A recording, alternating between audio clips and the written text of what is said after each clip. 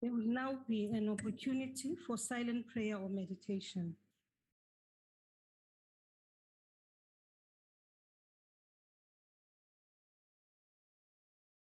Please be seated.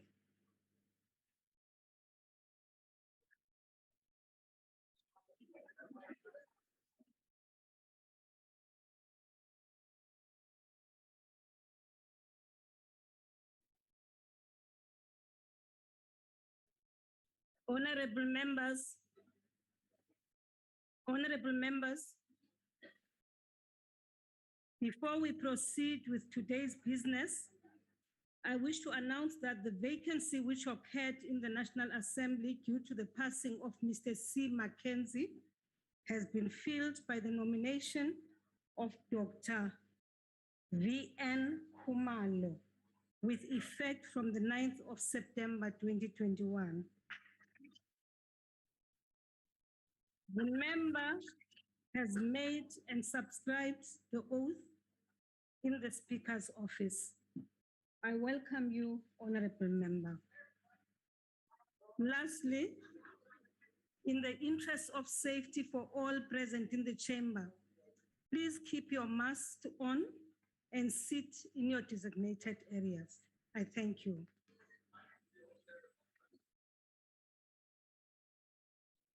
The Secretary will read the first to fourth orders together. Medium-term budget policy statement, introduction of the Adjustments Appropriation Bill, introduction of the Rates and Monetary Amounts and Amendment of Revenue Laws Bill, introduction of the Taxation Laws Amendment Bill. I now recognize the Honorable, the Minister of Finance from the chamber.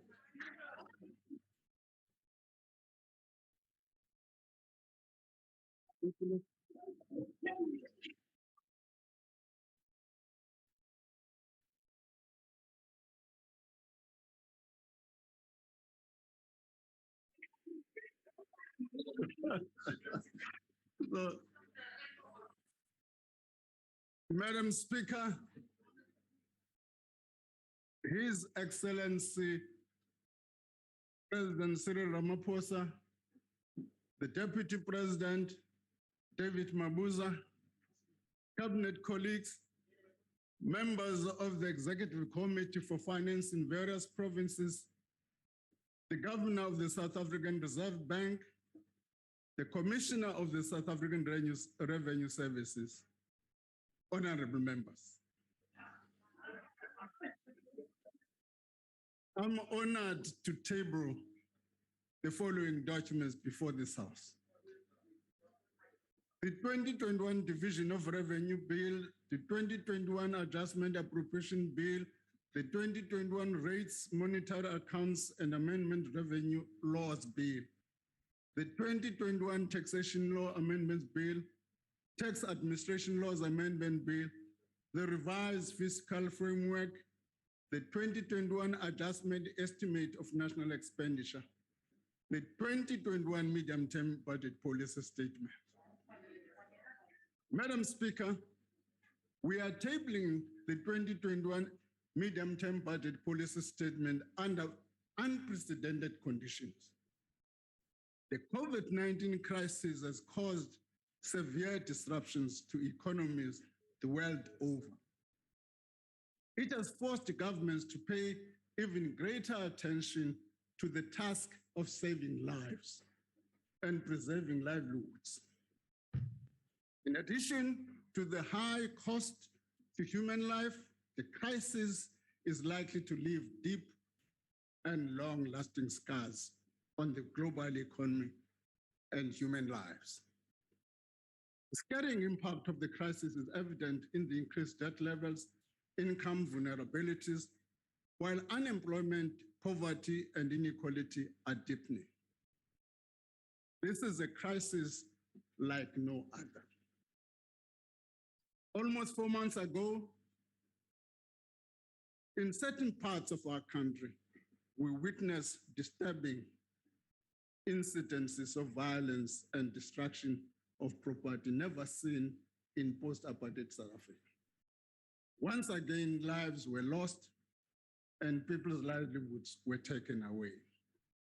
Infrastructure was destroyed, investor confidence was battered, and our economic prospects were dealt a severe blow.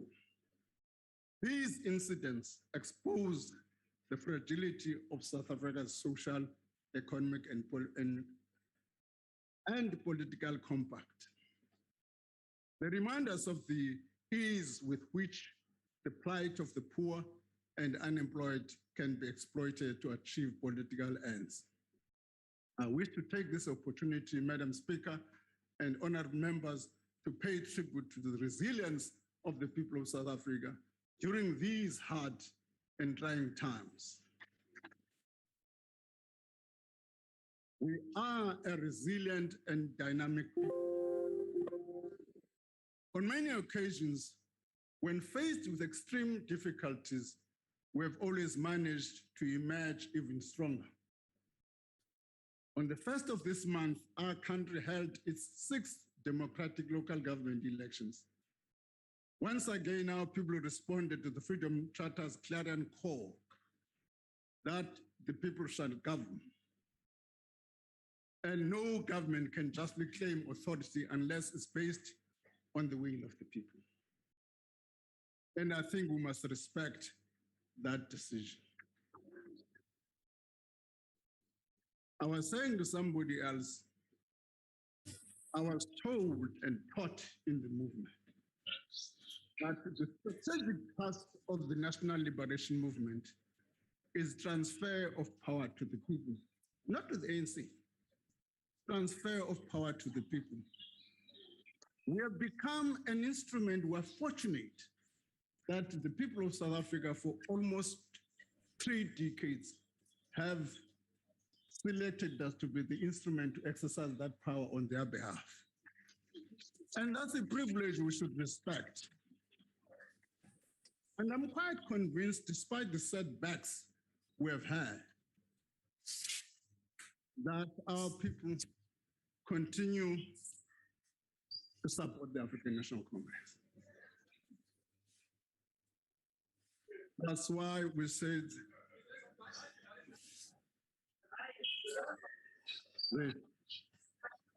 so I have said they understand no government can justly claim authority unless it's based on the will of the people. It's an important event. Madam Speaker, amid the COVID-19 pandemic, global economic recovery is continuing. However, high and more persistent inflation, as well as the outlook for commodity prices, have brought the uncertainty about medium-term long-term economic growth. The global economy is projected to grow at 5.9% in 2021 and 49% in 2022. Advanced economies are expected to return to pre-pandemic expectation for the growth in 2022, while emerging markets and developing economies are expected to remain below pre-pandemic projections. Notably, growth has recovered faster than employment. In the first half of 2021, the South African economy recovered more quickly than expected, reflecting less stringent COVID-19 restrictions, along with lower interest rate, support from strong international demand, and higher commodity prices. We now expect the South African economy to grow by 5.1% in 2021, from a 6.4% contraction in 2024. Over the next 3 years, the growth of the local economy is expected to average 1.7%, reflecting some structural weaknesses such as inadequate electricity supply. Madam Speaker, the strength of the South African economic recovery will also depend on the rollout of vaccine. A higher take-up of vaccine will reduce the risk of future waves of the pandemic and associated disruptions to economic activity. The speed and scale of vaccination, therefore, is of essence. There should be no room for hesitancy. Madam Speaker, this year marks the 25th of the medium-term budget policy statement to be tabled in this House. We have indeed come a long way in improving transparency and credibility of our budget processes. The 2021 medium-term budget policy statement is about navigating South Africa's path to economic and social recovery, drawing on the resilience of our people, as well as restoring the sustainability of our public finances and the dignity of our people in the face of a once-in-a-lifetime pandemic. The medium-term budget policy statement charts a course that demonstrates government's unflinching commitment to fiscal sustainability, enabling long-term growth by narrowing the budget deficit and stabilizing the debt.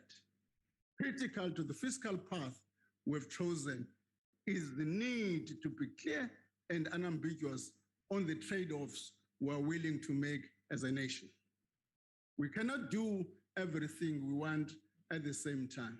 Equally important is the faster implementation of structural reforms to unlock greater private sector investment, economic growth, and job creation. A fast-growing economy will allow for greater revenue collection, making it impossible for more comprehensive responses to the challenges we face. Madam Speaker, considering the economic outlook and the risk associated with it, it is critical that we accelerate economic reforms for long-run growth. These reforms should focus on improving competitiveness, productivity, investment, and employment. Our first and immediate task in this regard must be to ensure stable energy supply, reduce the risk of load shedding, and accelerate the transition to renewable energy sources. All of our efforts over the past 13 years have been to fix ESCOM. Instead of securing supply of adding additional capacity to the grid, we have already made significant progress in correcting this. The amendment of Schedule 2 of the Electricity Regulation Act of 2006 has raised the licensing threshold from 1 megawatt to about 100 megawatts. It has also made it possible for private power generation to sell directly to customers. This will alleviate the risk of power cuts. The amended regulations will further enable municipalities to sell generation or procure power directly from independent power producers. We've also begun to reduce our reliance on ESCOM by diversifying our primary energy sources. The gains from these diversifications are demonstrated by the outcome of the most recent round of the renewable energy in independent power producers program. The 25 projects that are part of the latest round of bid window 5 will generate more than 2,500 megawatts of power at a weighted average price of 47.3 cents per kilowatt hour. This is the cheapest rate achieved in the history of the program and is among the lowest rates ever achieved worldwide. Over the long term, creating a competitive energy market will help contain the cost of generating electricity and support GDP growth. The second set of reforms must continue to focus on about improving the efficiency of South Africa's logistic framework to support economic growth. In this regard, government has announced the Corporation of Transnational Ports Authority as an independent subsidiary of Transnet and appointed an interim board. This will create an incentive for efficiency and competitiveness between port service providers, reducing delays, improving services, and introducing cost discipline. Transnet Freight Rail will allow third-party access in the freight rail network by the end of 2022. Allowing private rail operators to use the freight rail network will bolster systems volume and capacity. The third area is the speed resolution of issues blocking the release of high demand spectrum and making affordable data available to firms and households. I'm aware that a lot of work is being done to overcome obstacles to this release of spectrum. The majority of the problems we're facing in this regard are not of government's creation. Largely, what is a problem is the litigation between the parties, and therefore delaying progress in this regard. We would probably appeal to the affected parties to find an amicable solution as soon as possible. Madam Speaker, we must ensure the completion of digital migration by March 2022. This is crucial to enable the full use of additional spectrum that will be auctioned. Fourthly, to boost tourism and attract skill, the now completed e-visa system will be rolled out to 15 countries by March 22. Fifthly, in the water sector, legislative drafting and financial modeling have been done to establish a national water resource infrastructure agency responsible for improving the management of bulk water resources. The Department of Water and Sanitation is fast tracking in its application process to ensure that the 90-day target for issuing single-use water licenses will be implemented by March 22 as part of improving ease of doing business. Madam Speaker, this package of reforms demonstrate government's commitment to create a conducive environment for the growth and development of our economy. In addition, we must remove regulatory burden on small and medium enterprise and cooperatives. In this regard, we'll investigate different forms of support, even for township, inner city, and rural enterprise. I must make the point, particularly in areas such as the Bandustan, we've got a lot of factories space that was created during the Bandustan, where they talk about Dimbaza, Fort Jackson, Isitebe, Kwakwa, Babelekhe, all those areas. We need to make sure that we create an investment conducive that those areas must be revived. That is going to require some part of incentive support from government. Also of importance is the need to strive for policy coherence and policy certainty across government. We must also continue to strengthen the capacity of the state to implement policy and intervene in the economy in a manner that enhances and not inhibits growth. Madam Speaker, the Economic Reconstruction and Economic and Recovery Plan identifies infrastructure development as a critical component of changing our economic fortunes. In total, 62 priority infrastructure projects were gazetted last year. An additional 55 new projects from various sectors valued at around 595 billion rand, with a funding gap of around 451 billion, were recently unveiled. Therefore, we'll need partnership with the private sector to fulfill this funding gap. The infrastructure fund is an important intervention towards our strategic goal of ensuring that total investment in public infrastructure is nearly 30% of gross fiscal capital formation by 2030, as envisioned in the National Development Plan. We'll maintain our commitment to the fund, including allocating 100 billion over the decade from 2019-2020, as committed in the previous budget. Further work is being done to unlock more infrastructure projects for execution.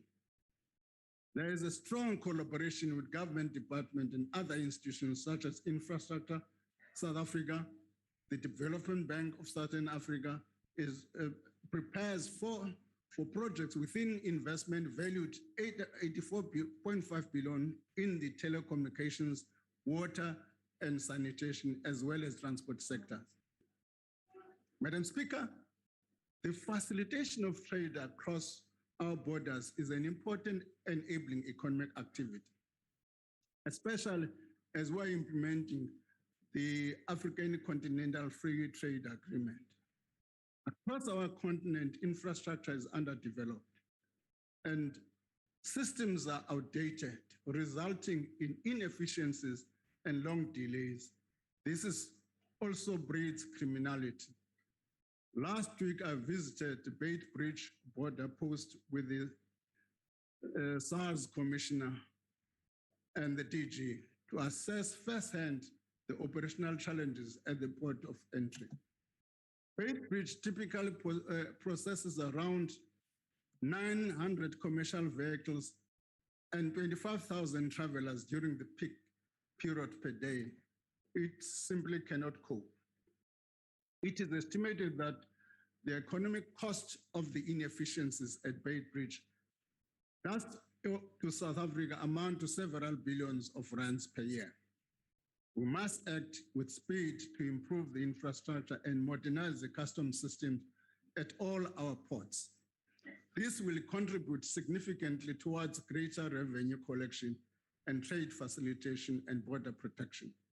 Let me reiterate, Madam Speaker, that government cannot drive economic recovery and growth alone because most areas of economic activity are dominated by the private sector, including investment, employment, and innovation. In this, we strongly call on greater social compact to raise growth and improve livelihoods. Madam Speaker, following the global financial crisis of 2008, South Africa adopted a counter-cyclical fiscal policy. This means that as the economy underperformed, government increased its deficit to counter the impact of the crisis.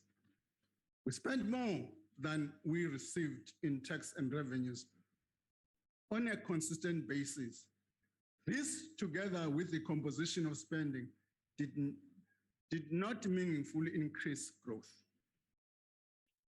Instead of getting higher growth from fiscal expansion, our debt continued to rise. The stock of debt, the 4 trillion in debt that we now owe, is incurring debt service costs that will become the largest portion of spending compared to individual functions from next year.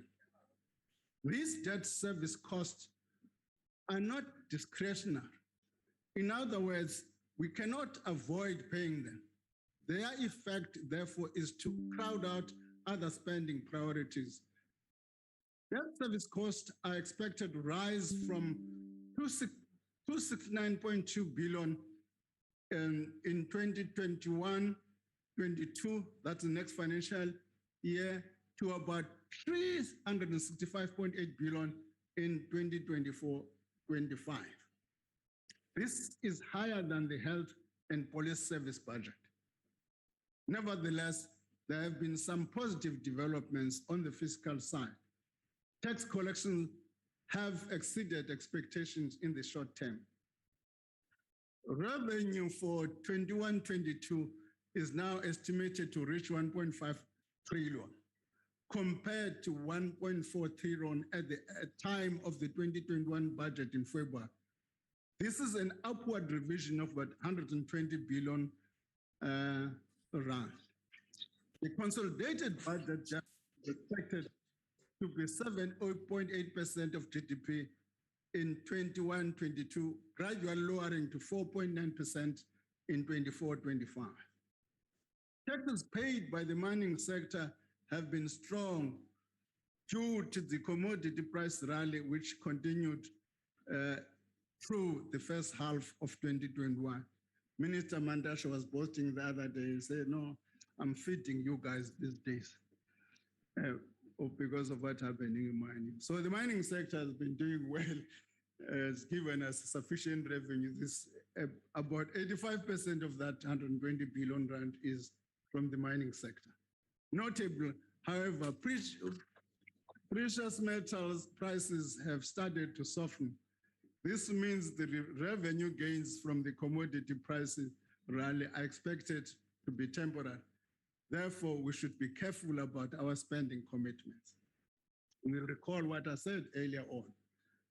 Because of the temporal nature of that revenue, you can't commit it to long-term projects.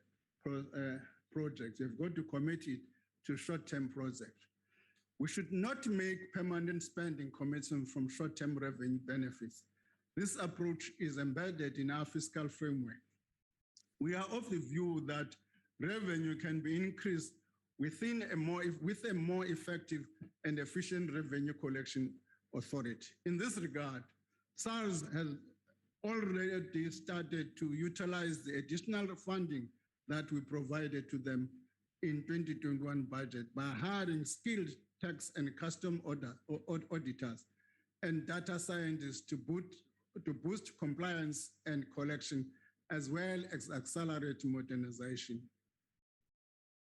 Madam Speaker, the additional revenue due to the commodity price rally created space for government to provide additional support for poverty and employment programs this year, without negatively impacting the fiscal position. Following on from the fiscal response last year, government has provided an additional 48.9 billion rand in fiscal support due to the unrest that took place in July and the impact of the COVID-19 lockdown. This includes the 37.9 billion in direct fiscal support. We're now making an additional 11 billion available to the South African Special Risk Insurance Association, which is called SASRIA, to enable them to continue settling legitimate claims from businesses damages during the unrest. The criminal activity we witnessed during the unrest reminds us that crime continues to be a blight on our society. It undermines confidence in our recovery and hinders our long-term economic development. To strengthen the fight against crime, we have allocated additional funding to the South African National Defence Force and the police services. All South Africans deserve to be safe. We must not fail in this. Madam Speaker, the medium-term budget policy statement is also about continuing our country's response to COVID-19 and its resultant economic and social impacts by providing additional short-term support where needed. This year, we're increasing non-interest spending by 59.4 billion. The revised 2021-22 fiscal framework includes 3 billion in the contingent reserve for additional vaccine purchases and 11 billion as a provincial allocation, as I've said, to SASRIA for a risk coverage in the wake of the unrest in July. Aside from the allocation in the special appropriation bill, I tabled in August. There was a special appropriation bill we tabled in August. Most of the adjustment, 20.5 billion, are to cater for the higher than budgeted public sector wage agreement.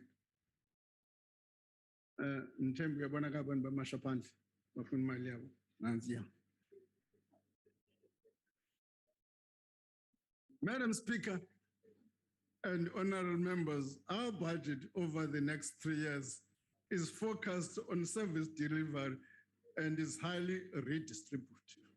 You know, I was asked by journalists in the press conference, is this budget pro-poor? I said to this journalist, tell me this question. If 60% of non-interest spending, 60% of non-interest spending is on the social wage, what does that mean?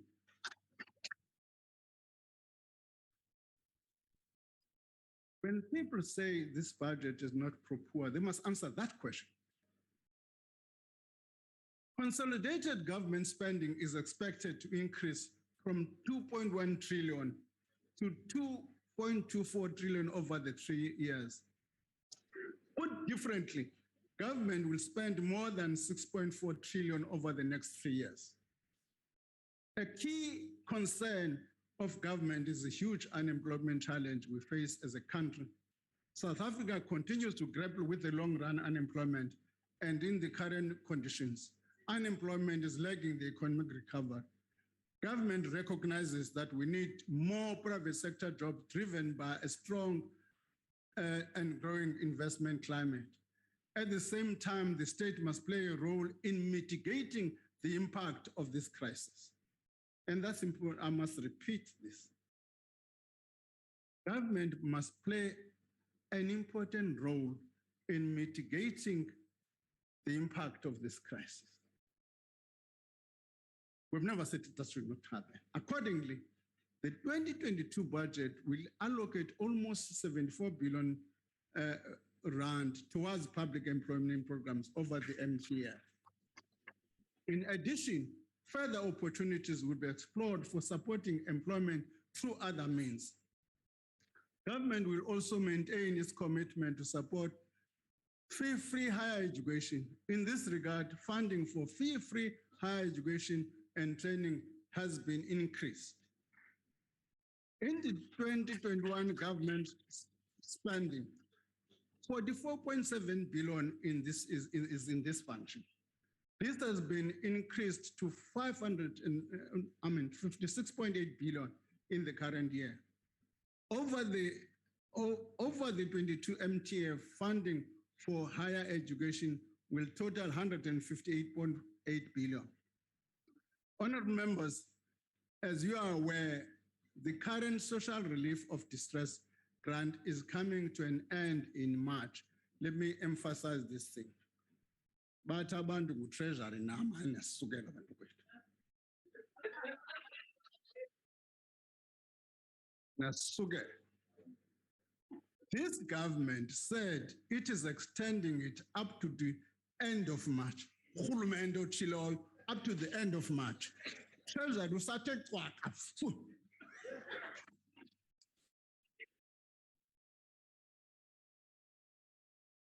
Bayanza abanye ngaphandle lapho kuthiwa hayi uTreasury uthe iyaphela. Hayi urhulumente uthe extend until the end of March. Well, lo urhulumente will decide, this government will decide whether to extend it or not to extend it. Yekani uTreasury ahlale yedwa.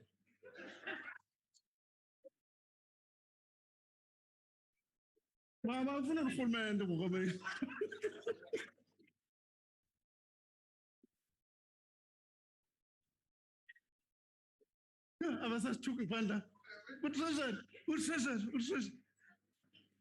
the budget is a decision of the government, not of Treasury. If naxani mapho ndinebhongo ngoba ndiye kula cabinet yaphefumla. Not mina. The grant has benefited about 9.5 million South Africans. This is over and above the existing social security grants. Today, 27.8 million South Africans are social grant recipients of one or another. This accounts for about 46% of our population. At the same time, the number of people working has declined, further underlining the critical flaws in our economy. Our total spending on the social wage is also very high. This amount has grown to 806 billion from 2018 to 2019 to 1.1 trillion in 2021-2022. That's about 60% of total non-interest spending. Annual goes towards housing development, free basic services, employment programs, and so on and so on. It goes to that. So about 60% of total non-interest spending, as I've said earlier, annually goes towards housing development, free basic services, employment programs, health, education, social grants, among other things. Overall, the South African government is acknowledged as having one of the most comprehensive and expansive social security system in the world. And there are ongoing discussions about social safety net. Details on our interventions with regard to the social security net will be provided in the February 2022 budget. Yavaga, indeed. Lo mbuzo abantu bawubuza esitrateni uyawuphendulwa kwangulo rhulumente kodwa ndayithetha loo nto ngoFebruwari.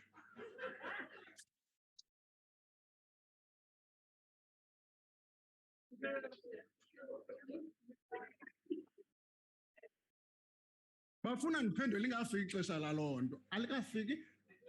NgoFebruary ndizawuphendulwa ekubeni after government has pronounced on this matter. Yeah.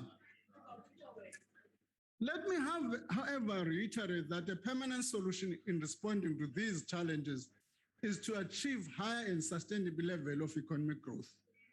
Madam Speaker, state-owned companies are intended to be important as enablers of economic development. Many SOEs, however, have been badly managed and have failed to deliver. In many instances, they've also been devastated by state capture, making them increasingly reliant on government. Since 2013, for instance, government has directed more than 290 billion rand to bail out state-owned companies at the expense of important social expenditure. Going forward, the restructuring of state-owned companies informed by an assessment of their strategic relevance is a priority. In this medium-term budget policy statement, no additional funding is provided for state-owned companies. The exception is to this is where guarantees have been called by creditors and conditions have been met by the OEC in question within the context of their strategic importance. Now, I was asked by a journalist, what does this mean? Did you know this is tough love?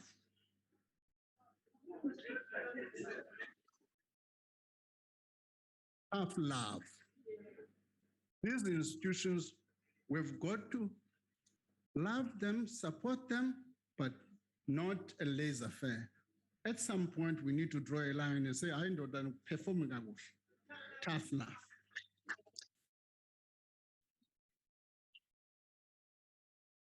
We must be prepared to consolidate some of our state-owned entities and let go of those that are not longer considered strategically relevant. Our retirement reforms, before getting to retirement reforms,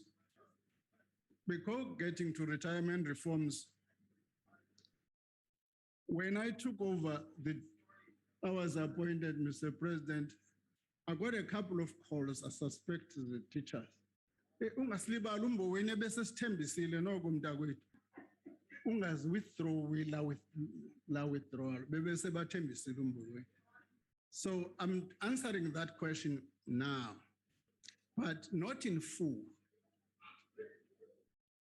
On retirement reforms, we are proposing measures to boost household savings by increasing preservation before retirement and to increase flexibility through partial access to retirement funds through what is called a two-pot system. In terms of this system, individuals will be able to access contribution to one end of the pot while contributing to other pot would be saved until retirement. These measures would require legislative changes.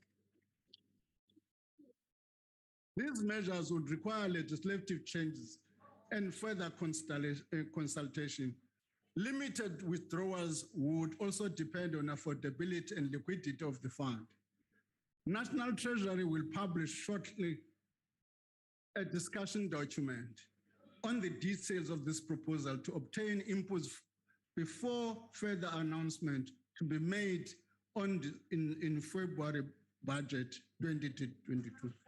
The reason it has got to be made in February 2022 is because we will have to pass it together with the tax legislation. We'll have to pass legislation to give effect to it. To ensure equitable allocation of resources to provinces in response to the need to strengthen service delivery, the health component of the provincial equitable share has been revised and will be implemented from the year 2022-2023 financial year. Meanwhile, provinces receive almost 2 trillion in transfers over the next 20 from MTF. That is starting from the next financial year.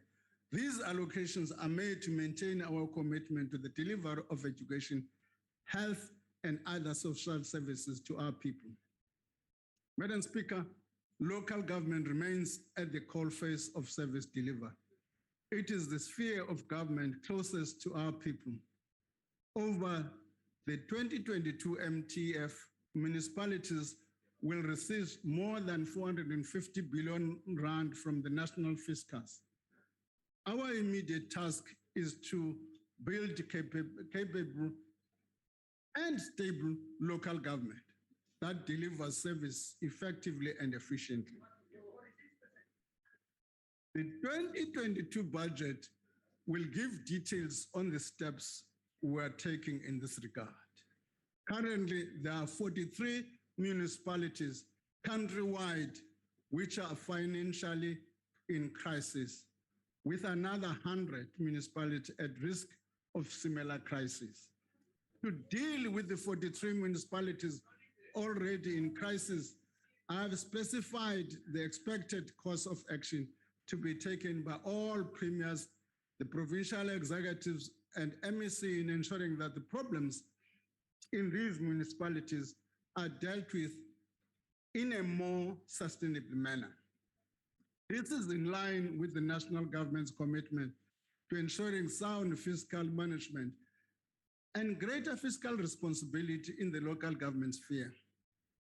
Let me take this opportunity to call upon the newly elected councillors to work hard to improve the state of their municipalities and to cooperate with the support initiatives of provincial and national government. For our growth and recovery agenda to succeed, we need a state that is capable, well-governed, and a society that is free of crime and corruption. Within government, there continues to be inefficiency in government expenditure due to corruption, wastage, and various other forms of maladministration. One critical part of our reform agenda is in the procurement system. I'm therefore delighted to announce that we are reaching the final stage of the finalization of the public procurement bill. We anticipate that that bill will be tabled before Parliament early next year in the financial year. Madam Speaker, the Judicial Commission of Inquiry into allegation of state capture, chaired by Deputy Justice Zondo, will soon present its report with its findings to the President. We look forward to swift action by the criminal justice institution to prosecute those responsible for the damage caused by the state capture project. For our part, we are working with all the irrelevant authorities and financial sector regulators to address deficiencies in our system and to sharpen our ability to deal more effectively and more speedily with all the financial crimes. In early 2020, we introduced a loan guarantee scheme, which enabled commercial banks to support firms in distress as a result of the COVID-19 crisis. This program has been concluded. In its place, we are considering a new business support measure to enable affected businesses to bounce back. This will be done by providing expanded funding options, broadening the types of financial institutions we can provide this function to include DFIs and non-banks. We're working closely with the South African Reserve Bank, the Banking Association, and other stakeholders to finalize this proposal. Further details will be announced shortly. Madam Speaker, in Glasgow, in the United Kingdom, nations of the world gathered for the 26th United Nations Climate Change Conference of Parties, what is called COP26. Our climate change mitigation commitments are bold. However, we need global coordinated initiative to succeed in reducing greenhouse gas emissions. If we invest in the correct infrastructure for the future, we'll be able to take advantage of opportunities to increase our trade with other countries. We note and welcome promises for funding to support our transition to a low carbon economy. We strongly welcome this commitment and will engage further on the details and obligations of all parties in this regard. Madam Speaker, as I conclude, let me reflect on key points we're making today. This medium-term budget policy statement is a call to action, a change to ourselves to once again renew the promise of a country that many fought for and have sacrificed much. We must continue to focus on saving lives and livelihoods. Between now and February 2022, we'll be working on the details of measures to deal with the socio-economic challenges we face, especially the crisis of unemployment and poverty. This must be done in a manner that does not depart from the strategy of stabilizing government debt. The recommendation in this regard will depend on the availability of resources, of course, including policy trade-offs and reprioritization. We reiterate that the key to resolving our development challenge is the need to push ahead with structural reforms necessary to unlock the growth of our economy. These reforms will include bringing additional electricity capacity into the grid, in addition to fixing ESCOM. Honorable members, the task of growing our economy requires that we work together as South Africans, singly-minded in our understanding that working alone, none of us can achieve the desired results. Madam Speaker, I wish to thank the President, Deputy President for their leadership and guidance during these difficult times. I want also to express my appreciation to Deputy Minister David Masondo for his support. The Treasury staff, led by the Director General Mokajane, continue to undertake their task with dedication, and I express my thanks to them. My sincere thanks also goes to the Commissioner of the South African Revenue Service, Mr. Edward Casworth, and the working team of SARS. Many thanks to them, to the Governor number 10 of the South African Reserve Bank, Governor Lesesha Khanyo, and the staff of the bank for their work and support.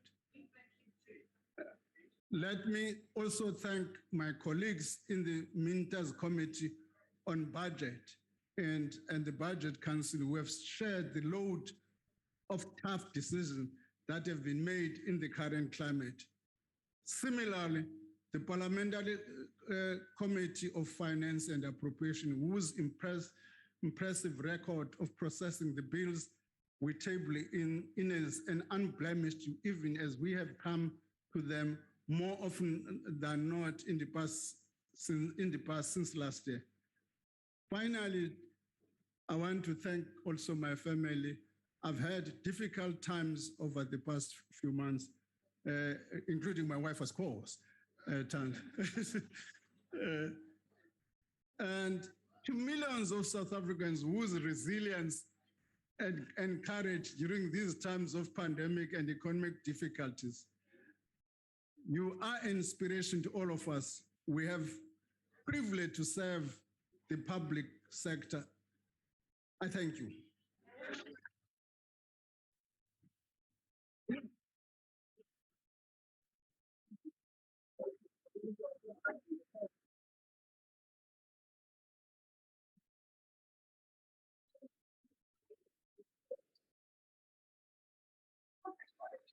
Order. I thank the Minister The papers tabled by the minister will be referred to the relevant committees. Order, honorable members. Today we have received the news of the passing on of Mr. de Klerk, and at the appropriate time, Parliament will have the honor to pay tribute. At this point, this now concludes the business for the day, and the House is adjourned. I thank you, honorable members.